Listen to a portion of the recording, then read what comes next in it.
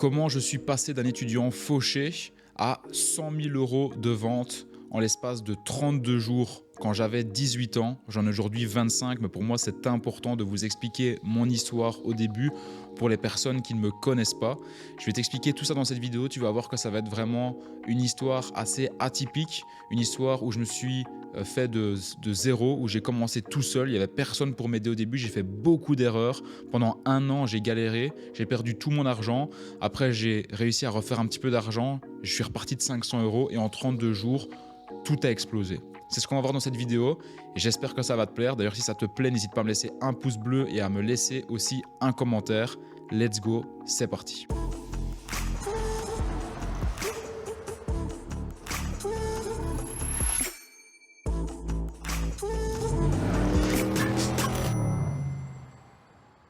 Hello tout le monde, j'espère que vous allez bien, c'est Lucas, donc bienvenue dans cette nouvelle vidéo. Aujourd'hui dans cette vidéo, on va voir comment je suis passé donc quand j'avais 18 ans de 500 € à 100 000 € de chiffre d'affaires en l'espace de 32 jours. Donc ça a été très rapide, ça a été très intense dans ma tête. D'ailleurs, je comprenais pas trop ce qui se passait alors qu'avant j'avais galéré.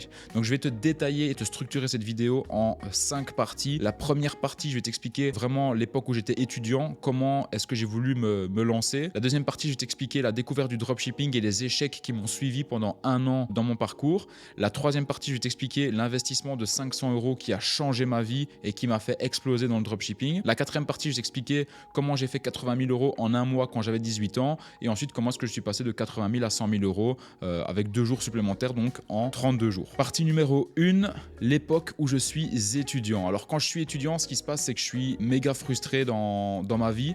Pourquoi? Parce que j'ai pas du tout envie d'aller travailler pour un patron, de devoir genre attendre pendant 5 ans sur des bancs d'école pour avoir un diplôme, puis pour aller postuler, etc. Enfin bref, le train-train classique que vous connaissez tous. Et du coup, ce qui se passe, c'est que je cherche des solutions pour gagner de l'argent en ligne.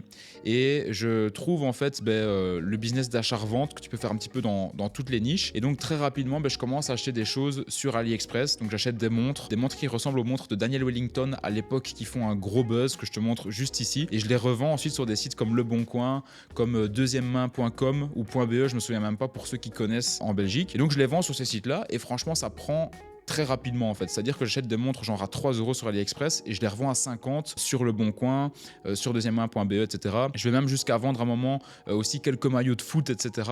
Enfin bref, je teste vraiment plein de produits et je me rends compte que les montres ça marche à mort en fait. Et j'ai un gars sur Bruxelles, je m'en souviens bien, qui vient à chaque fois, enfin qui est venu me contacter la première fois pour m'acheter des montres et il vient me racheter les montres, il vient m'acheter les montres une première fois, puis après je lui dis que je peux en avoir d'autres, il m'en achète une deuxième fois, une troisième fois, une quatrième fois, enfin bref. Et donc du coup juste avec un client j'arrive déjà à générer pas mal d'argent. Donc j'arrive à générer voilà plusieurs milliers d'euros à l'époque alors que j'ai à peine 17 ans. Donc franchement déjà pour moi c'est un truc de fou de faire ça. Et ce qui se passe c'est qu'à un moment je me rends compte que mon stock il est très vite limité en fait. C'est-à-dire que si je veux commencer à scaler, à passer à 10K par mois, à 20K par mois, je peux pas le faire tout seul. Il faudrait que j'ai plus de stock. Il faudrait vraiment que j'ai genre pas un entrepôt mais que je sois mieux organisé, que j'ai même peut-être des gens qui travaillent pour moi pour aller livrer les produits aux clients, etc. Et donc du coup je tape sur Google comment en fait vendre des produits en ligne sans avoir de stock. Et là, je tombe sur quoi? Je tombe sur le dropshipping, sur le blog de jeuxvideo.com à l'époque. Il y a un gars qui dit ouais, ça s'appelle du dropshipping. Je connaissais pas du tout ce truc-là. Donc je commence à faire mes recherches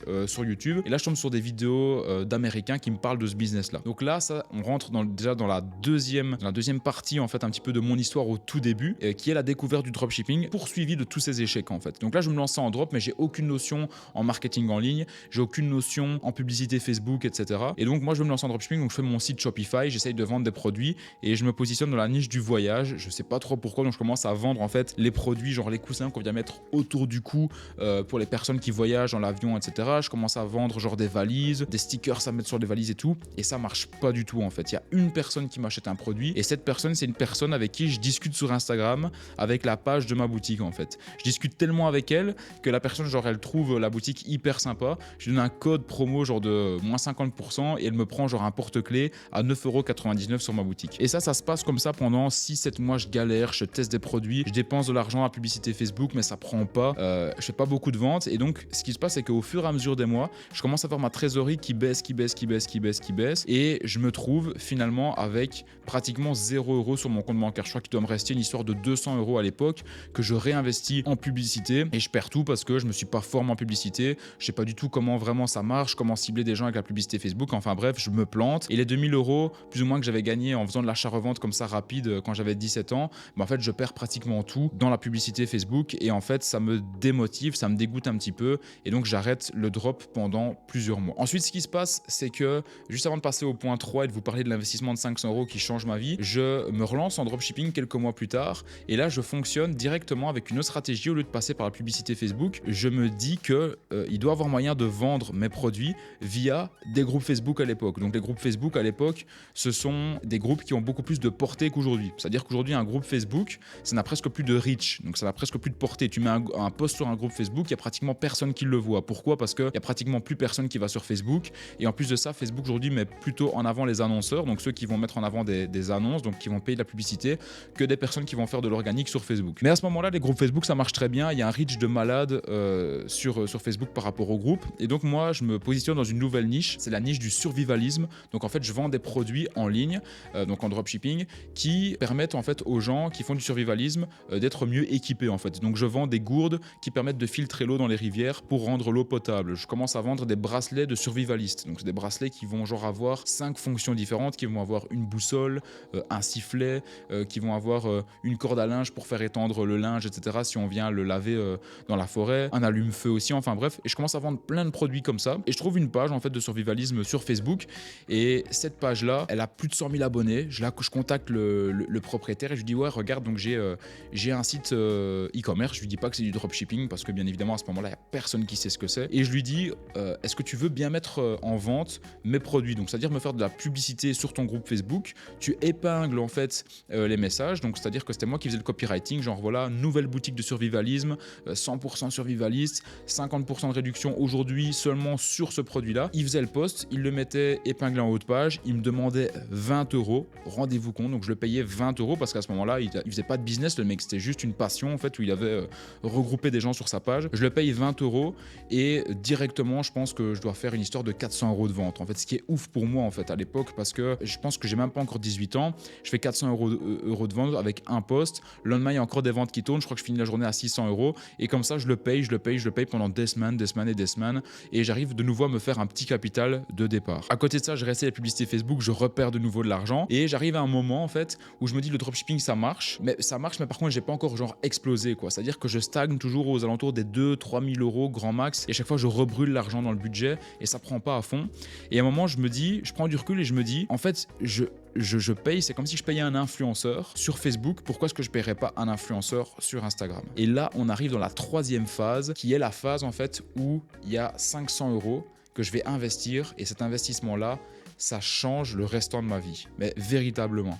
C'est-à-dire que je me dis, ok, au lieu de payer une page Facebook, je vais payer un influenceur sur Instagram, je vais investir 500 € sur lui et je vais vendre des produits hyper mainstream. Donc au lieu de vendre en fait des produits de survivalistes avec une page sur Facebook, j'étais occupé de réfléchir et je me dis, mais quel est le produit qui pourrait plaire à tout le monde en fait? Et là, je repense aux montres que je vendais avant sur Le Bon Coin et sur deuxièmemain.com. Et donc, je me dis, je vais travailler avec un influenceur et c'était un gars qui avait fait Secret Story. Il avait gagné Secret Story à l'époque, un gars d'ailleurs aujourd'hui qui a encore pas mal de followers, qui a encore pas mal suivi, etc. Et je lui dis, regarde, j'ai une marque de montres, donc je crée une marque de montres. J'avais fait un truc tout simple, j'avais fait un site avec 4 montres dessus. En fait, je m'étais dit less is more, donc c'est-à-dire que au moins tu as de produits, au moins tu as de choix, au plus il va y avoir l'achat qui va être déclenché rapidement de la part des prospects en fait, faut pas leur laisser trop le choix. Donc tu avais une page d'accueil, le logo, 4 montres et c'était tout. Il y avait rien d'autre en fait. Et je lui disais regarde, j'ai une marque de montres, je vais t'envoyer une montre, tu la présentes et tu dis que on fait une grosse offre de printemps avec moins 50% dessus. Et franchement à ce moment-là, sur le marché francophone, je voyais personne qui faisait genre des offres flash comme ça, mais vraiment genre personne. Et je sais qu'à ce moment-là, j'étais l'un des premiers, si pas le premier, à faire ces offres-là sur le marché français. Mais vraiment genre le premier, parce que ça marchait tellement bien, il y avait tellement zéro concurrence, il y avait jamais personne qui avait vu ça, que je m'en suis mis vraiment à ce moment-là plein les poches avec le dropshipping. Du coup, je lui dis combien ça coûte pour faire une publicité avec toi? Je crois qu'il me lâche genre 850 €. J'arrive à le négocier à 500 €. Je lui envoie la montre, je lui donne 500 € et les montres, c'était vraiment des montres comme les Daniel Wellington. Donc les montres genre qui coûtaient 150 € en magasin. D'ailleurs, j'en avais acheté une à l'époque, je me souviens, pour ma Noël, pour la petite anecdote. Et ces montres-là, moi, j'ai touché plus ou moins à 3 € sur AliExpress avec livraison. Je lui envoie la montre, je lui demande de faire une story. Donc Donc il me fait genre 4 stories de 15 secondes parce qu'à l'époque c'était encore des stories de 15 secondes. Il me fait la story, il me l'envoie, je lui valide, il la publie avec le lien en swipe up parce qu'à ce moment-là c'était encore, tu devais pas cliquer sur le lien mais tu devais swiper vers le haut pour pouvoir justement atterrir sur le site. Et là c'est une avalanche de commandes quoi, genre il fait la story à 16h et de 16h à minuit je prends 7500 € de chiffre d'affaires et j'étais à du 70% de marge parce que c'est-à-dire que là j'avais pas d'autres frais publicitaires, c'était un frais publicitaire fixe et après ça faisait que tomber en fait, ça faisait que tomber. Donc au plus je faisais de chiffres, au plus j'étais rentable. Et le lendemain, les ventes continuent et je crois que j'arrive à 12 000 €. Et donc là, moi, genre, j'ai 18 ans, il me restait 500 balles sur mon compte bancaire, je mets 500 balles dans un influenceur, je passe à 12 000 €. Et là, pour moi, c'est un truc de fou en fait. C'est un truc de fou parce que ce que je fais derrière, c'est que je me pose pas de questions, je prends directement d'autres influenceurs et là, je pète tout. Et en l'espace de 30 jours, je fais 80 000 € de chiffre d'affaires quand j'ai 18 ans et que je suis encore sur les bancs d'école et que je suis encore en stage et où je dois remplir des documents Excel. Là, on rentre dans la 4e phase. Donc ça, c'est la 4e phase où je fais 80 000 € en un mois quand j'ai 18 ans. Donc là, en fait, je suis en stage dans une boîte de communication en Belgique, entre Bruxelles et Lille. Et la boîte de communication, je me souviens que c'était une boîte de communication, franchement, qui était vraiment sympa, où les gens étaient sympas, etc. Mais c'est pas une boîte genre qui cartonnait, en fait. Ils se cherchaient encore, ils savaient pas trop quelle offre vendre et tout. Enfin bref. Et moi, j'étais là en tant que stagiaire et je devais remplir des documents Excel et à longueur de journée, mais j'avais pas trop de taf, donc en parallèle de ça, je gérais aussi mes boutiques e-commerce. Et là, genre, je refais une publicité avec un influenceur et en l'espace de un jour, je vais taper 24 000 € de chiffre d'affaires, de nouveau avec 70% de marge. Et je me souviens que je montre ça au patron et genre le patron, il croit même pas en fait, parce que eux, cette boîte-là, et attention, je dis pas du ça pour critiquer ni pour me mettre au-dessus de quelqu'un, etc. Mais c'est vraiment ça qui m'a fait réaliser que je vais quitter mes études. C'est que là, en une journée, je faisais plus de chiffre d'affaires que cette boîte-là qui avait des employés. Je crois qu'ils avaient 3 employés plus le patron. Je faisais plus de chiffre d'affaires en un jour que eux sur un mois en fait. Et donc là, dans ma tête, genre, il y a les fils, ils se touchent et ils pètent en fait. Parce que moi, je suis là dans une boîte de communication, je remplis des documents Excel et je génère plus d'argent en l'espace de 24 heures que la boîte elle-même en l'espace d'un mois. Donc là, mon calcul, il est vite fait dans ma tête.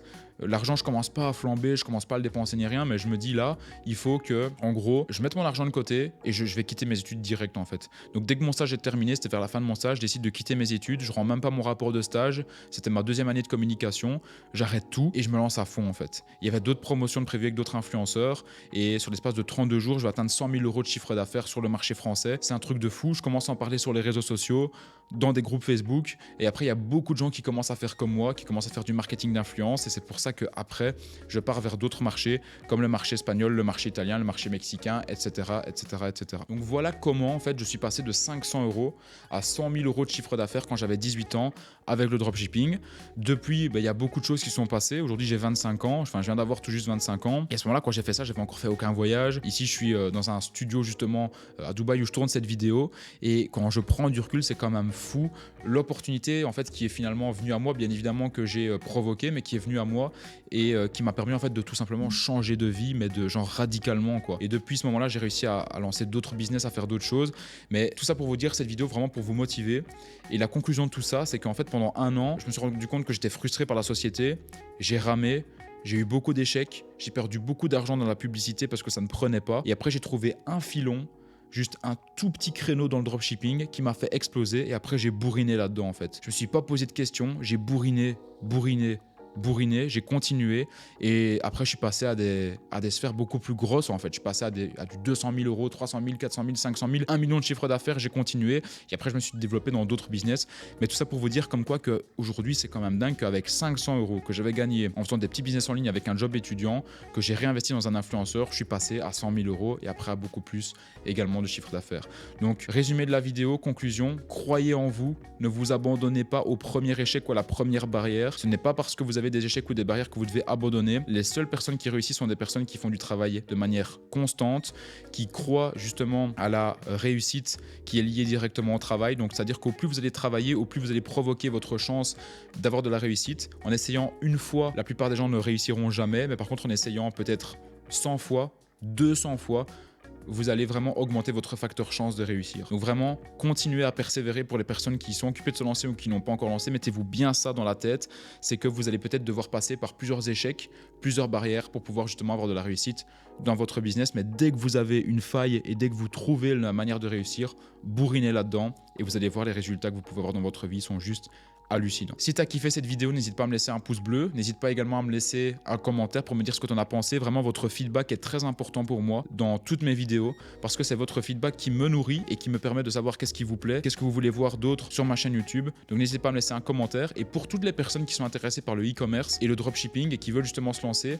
eh bien, vous êtes libre de réserver un appel, un créneau avec mon associé. C'est 100% gratuite. Le lien se trouve directement en description. Et dans cet appel, on pourra justement t'expliquer dans quelle mesure on est prêt à t'accompagner pour te faire passer de 0 € à 15 000 € de chiffre d'affaires en dropshipping en l'espace de 30 jours maximum. Cet appel est 100% gratuit, il ne t'engage en rien. Donc n'hésite pas à réserver un appel si justement ça t'intéresse de te lancer dans le dropshipping.